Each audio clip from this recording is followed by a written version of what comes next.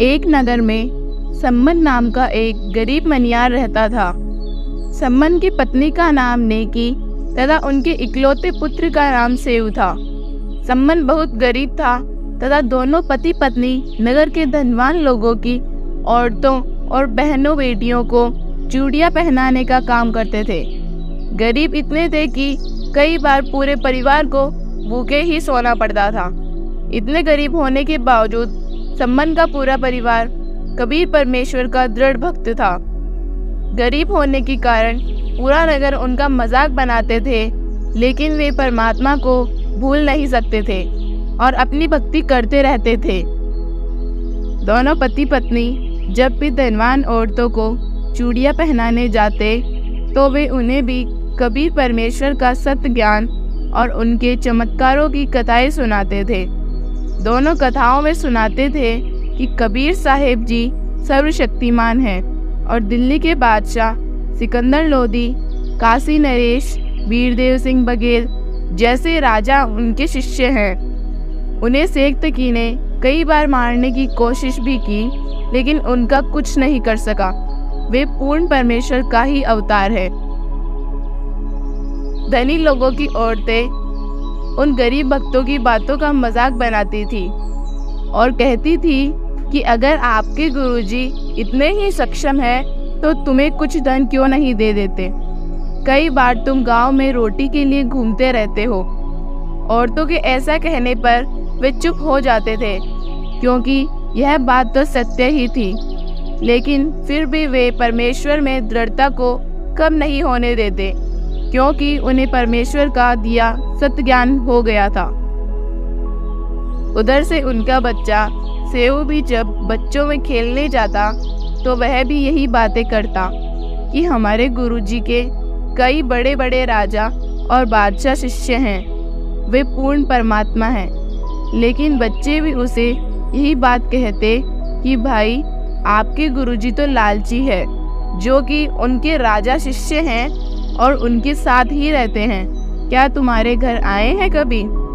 Save ने कहा कि नहीं, हमारे गुरुजी ऐसे नहीं हैं। बच्चे कहते कि ऐसा नहीं है तो वे कभी तुम्हारे घर क्यों नहीं आए, क्योंकि तुम गरीब हो और वो अमीरों के घर ही जाते हैं। सेव कहता कि नहीं नहीं, हमारे गुरुजी लालची नहीं हैं, वे सबके घर जाते हैं और हमारे घर भी आएंगे। दूसरे बच्चे उसका मजाक बनाते थे, क्योंकि नगर के सभी लोग साधु संतों पर विश्वास नहीं करते थे और बच्चे भी साधु संतों को लालची और ढोंगी बताकर सेव की बात नहीं मानते थे। एक दिन शाम के समय तीनों अपनी कुटियों में बैठे परमेश्वर को याद कर रहे थे। सेव ने अपनी माँ से पूछा कि माँ, क्या गुरुजी कभी अपने घर नहीं आएंगे?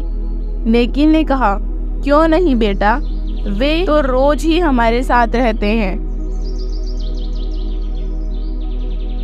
सेव ने कहा कि नहीं माँ, कभी गुरुजी अपने घर भी आएंगे क्या? कब आएंगे गुरुजी?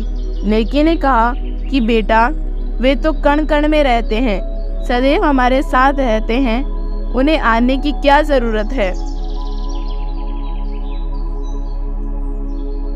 सेव ने कहा कि माँ, वो सब तो ठीक है, लेकिन एक बार गुरुजी हमारे घर भी आ जाएंगे तो मैं सबसे कह दूंगा कि देखा ना, हमारे गुरुजी लालची नहीं हैं, वे हमारे घर भी आते हैं।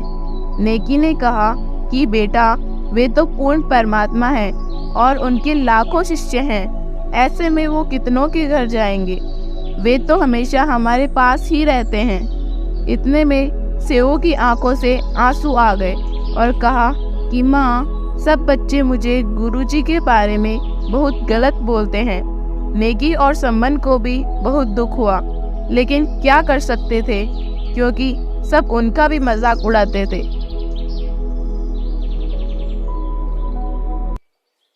इतने में कबीर साहब ने अपने दो भक्तों के साथ उनके दरबार पर आवाज लगाई कि बेटा सम्मन, घर पर है क्या कोई? सम्मन और नेकी ने सोचा कि गुरुजी की आवाज़ कहाँ से आई। उन्होंने सोचा कि हम गुरुजी की बातें कर रहे हैं, इसलिए वहम हो गया। गुरुजी, यहाँ हम गरीबों को कौन सा जानते हैं जो आ जाएंगे। थोड़ी देर बाद कबीर साहब ने वापस आवाज लगाई कि सम्मन ने कि बेटा सेऊ, कोई है क्या घर पर? वे चौंक गए और सोचा कि ये तो गुरुजी की ही आवाज है। कुटिया से बाहर निकलकर देखा तो सचमुच 3 संत बाहर खड़े थे। बाहर वाले दरवाजे के पास पहुँचे और देखा तो स्वयं कबीर परमेश्वर और 2 अन्य भक्त भी साथ में खड़े थे। उनको सदमा सा लग गया और अपने गुरुजी को देखते रह गए। उन्हें विश्वास नहीं हो रहा था कि यह सच है या कोई सपना। तभी एक भक्त ने कहा कि गुरुजी को यहीं रखोगे या अंदर भी ले चलोगे? तब उनकी चौंध टूटी और कबीर साहब के चरणों में गिर गए और रोने लगे और कहा कि कैसे दया करी प्रभु तुच्छ जीवों पर। कबीर साहब ने उन्हें आशीर्वाद दिया। कबीर साहब ने अंदर चलने के लिए कहा और कहा कि आज हम आपके ही घर रुकेंगे।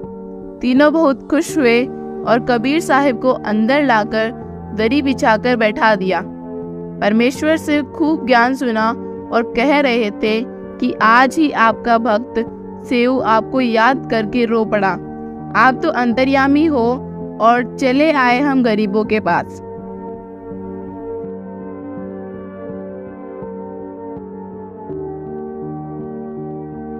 काफी देर की चर्चा के बाद सम्मन ने पूछा कि प्रभु भोजन की सुनाओ। कबीर साहब ने कहा कि भोजन तो बना लो भाई, खाना खाएंगे। सम्मन अंदर अपनी पत्नी के पास गया और बोला कि खाना बनाओ, गुरुजी भूखे हैं। नेकी ने कहा कि घर में आटा ही नहीं है और कोई दे भी नहीं रहा। सब बोल रहे हैं कि आज देखेंगे तुम्हें और तुम्हारे सर्वशक्तिमान गुरु को। सम्मन ने सोचा कि यह क्या हुआ मेरे साथ।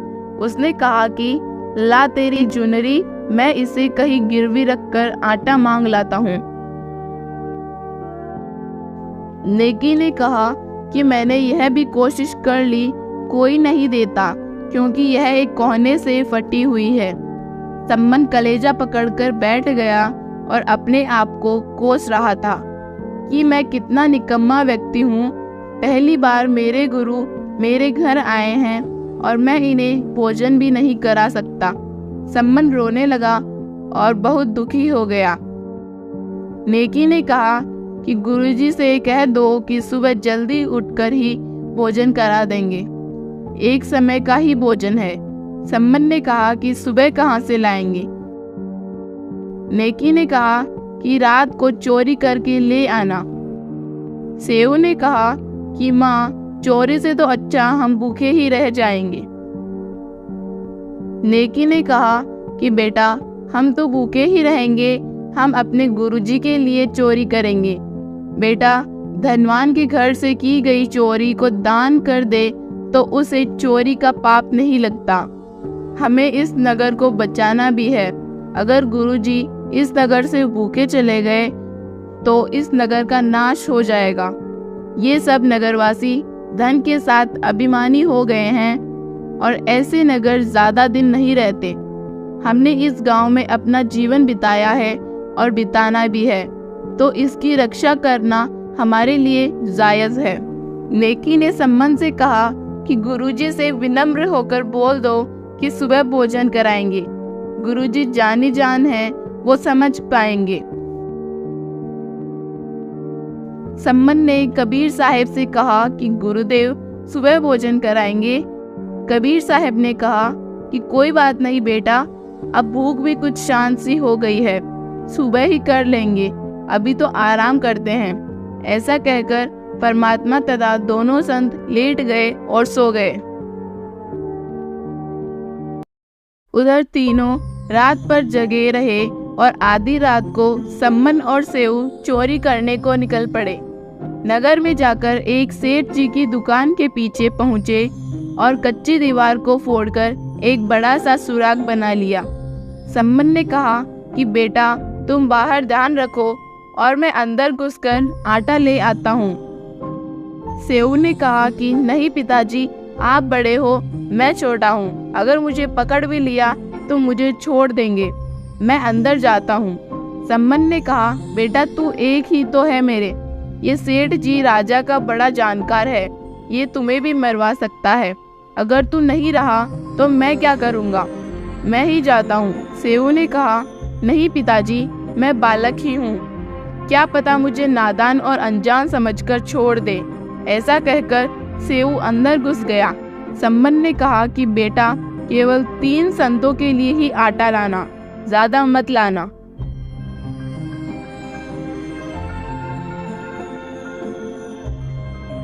सेऊ अपने हिसाब से अपनी पोटली में 3 जनों जितना आटा लेकर चलने लगा तो उसका पैर सेठ जी की ताकड़ी पर जा लगा और आवाज होने से सेठ जी भी जाग गया। सेऊ निकलने लगा, उतने में सेठ जी ने सेऊ का पैर पकड़ लिया। सेऊ ने पोटली बाहर फेंक दी और कहा कि पिताजी, मुझे सेठ जी ने पकड़ लिया है और आप ये आटा ले जाओ। सेठ ने सेऊ को अंदर खींच लिया और शक्ल से पहचान लिया। सेठ ने कहा, रे सम्मन के छोरे, तुम चोरी भी करने लग गए। सेऊ ने कहा कि सेठ जी, हमारे घर कल गुरुजी आए थे और वो कल से भूखे हैं, हमने केवल उनके लिए ही आटा लिया है, हम चोर नहीं हैं। सेठ ने कहा, अच्छा, वो तुम्हारा गुरु करवाता है तुमसे चोरी, अब तो कल सुबह राजा के पास ही होगी तुम्हारे गुरु की सजा, वही करवाता है सब। तुम तो बड़े शाने थे। सेऊ ने सोचा कि यह तो बहुत बुरा हुआ, अब ये सेठ कल राजा से गुरुजी को मरवा देगा। बहुत दुखी हुआ और सोचा कि अब तो मैं मर जाऊं तो अच्छा होगा, वरना सुबह गुरुजी को दंड देने का मुझे बहुत बुरा पाप लगेगा। उधर सम्मन आटा लेकर घर गया तो नेकी ने पूछा कि हमारा बेटा कहाँ है। सम्मन ने कहा कि उसे तो सेठ ने पकड़ लिया है। दोनों बहुत चिंतित थे। नेकी ने कहा कि वापस जाओ और बेटे का जैसे तैसे करके सिर काट ले आओ। सम्मन ने कहा कि तुम पागल हो गई हो क्या? नेकी ने कहा कि अगर गुरुजी को बदनामी से बचाना है तो ये सब करना पड़ेगा, और गर्दन को ले आओगे तो किसे भी पता नहीं चलेगा। सम्मन ने सोचा कि राजा जरूर सुबह गुरुजी को दंड देगा। बहुत दुखी हुआ और एक छुरा लेकर चल पड़ा।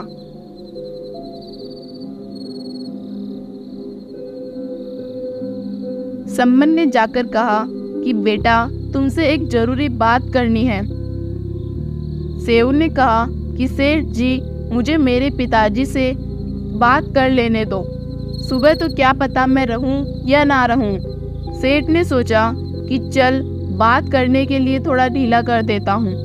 सेठ ने सेऊ को गर्दन बाहर निकालने जितना ढीला कर दिया। सेऊ ने गर्दन बाहर निकाली और कहा कि पिताजी, अगर गुरुजी को बचाना चाहते हैं तो मेरी गर्दन काट दो। सम्मन ने कहा, नहीं बेटा, फिर मैं कहाँ जाऊँगा। सेऊ ने कहा कि पिताजी, गुरुजी के बारे में सोचो, अगर आप मेरी गर्दन नहीं काटते हो तो मैं आपका बेटा नहीं रहूँगा। ऐसा कहने पर सम्मन ने एकदम से हिम्मत की और एक झटके में बच्चे की गर्दन काट दी।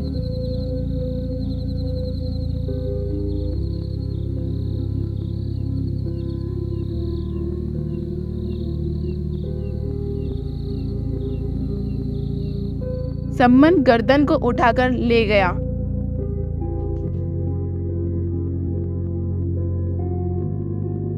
उधर सेठ ने देखा कि ये तो बहुत बुरा हुआ और सुबह इसके गुरु से पहले तुम्हें फांसी पर लटकना पड़ेगा।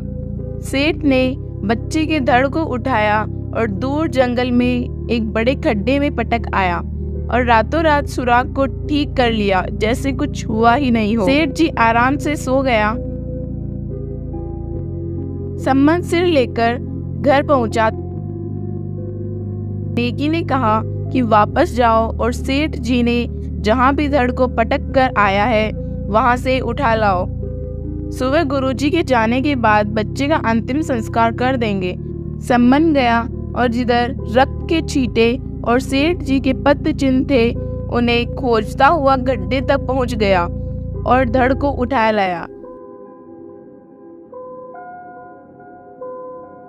सिर और धड़ को झोपड़ी में एक तरफ रखकर पुराने कपड़ों से ढक दिया। सुबह जल्दी ही नेकी खाना बनाने लगी। सम्मन ने कहा कि कोई दुख या बच्चे की याद मत रखना, वरना गुरुजी को खाना खाते समय पता चल जाएगा। नेकी ने कहा कि नहीं नहीं, मैं ऐसा नहीं करूंगी, मुझे सब पता है। खाना बनाकर सुबह जल्दी ही गुरुजी को जगा दिया और कहा कि गुरुदेव, भूख लगी होगी, भोजन कीजिए मालिक। कबीर साहिब ने कहा कि हाँ बेटा, भोजन करेंगे। सम्मन ने 3 पात्रों में भोजन रख दिया। कबीर साहिब ने कहा कि बेटा, इनको 6 पात्रों में कर दो, 3 तुम और 3 हम। सम्मन और नेकी धर्म संकट में फंस गए और सोचे कि अब अगर सच्चाई बता देंगे तो गुरुजी भोजन नहीं करेंगे। उन्होंने कहा कि गुरुजी, आप ही कर लीजिए, हम बाद में कर लेंगे। कबीर साहिब ने कहा कि नहीं नहीं बेटा, आप भी तो कल के भूखे हो, 3 में और कर दो। उन्होंने 5 पात्रों में कर दिया। कबीर साहिब ने कहा कि अरे 3 तुम और 3 हम, 6 हो गए बेटा, 1 और बढ़ाओ। उन्होंने आखिर 1 और बढ़ा दी और 6 पात्रों में भोजन को बांट दिया और सोचा कि गुरुजी अगर पूछेंगे तो कह देंगे कि बच्चा तो खेलने गया होगा। तब परमात्मा ने ऊंची आवाज में कहा कि सेव बेटा आओ और भोजन प्रसाद ग्रहण करो। सिर तो बेटा चोरों के कटते हैं, संतों के नहीं। उधर सेव की धड़ और सिर में हलचल हुई और दोनों जुड़कर एक हो गए। सेव दौड़कर आया और कहा, आ गया गुरुजी, और पंक्ति में बैठ गया। सम्मन और नेकी कुछ भी नहीं बोल पाए और सेव की गर्दन को देख रहे थे। दोनों ने अंदर जाकर देखा तो वहां सिर्फ रक्त के छींटे पड़े थे। दोनों कबीर साहिब के चरणों में गिर गए और जोर जोर से रोने लगे। कबीर साहिब ने कहा कि बेटा, मैं अपने भक्तों पर आंच भी नहीं आने दूंगा और अपनी हथेली पर रखूंगा बेटा।